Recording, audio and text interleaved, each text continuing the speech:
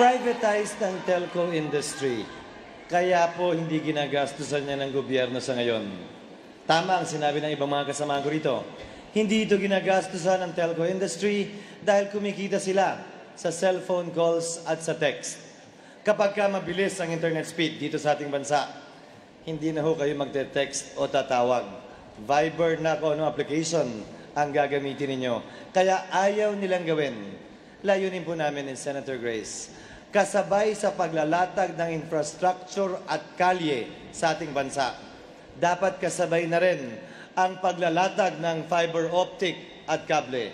Infrastructure din ang definition namin dyan. Para matigil na rin yung ginagawa nila ngayon.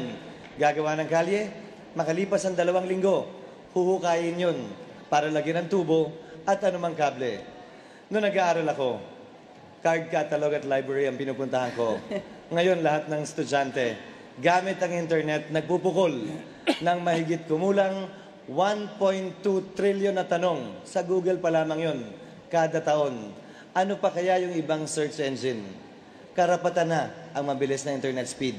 Hindi lamang para sa mga estudyante, pati na rin para sa mga magulang, pati na rin sa bawat Pilipino na gustong makausap at makapiling sa pamamagitan ng internet ang kanilang mga mahal sa buhay.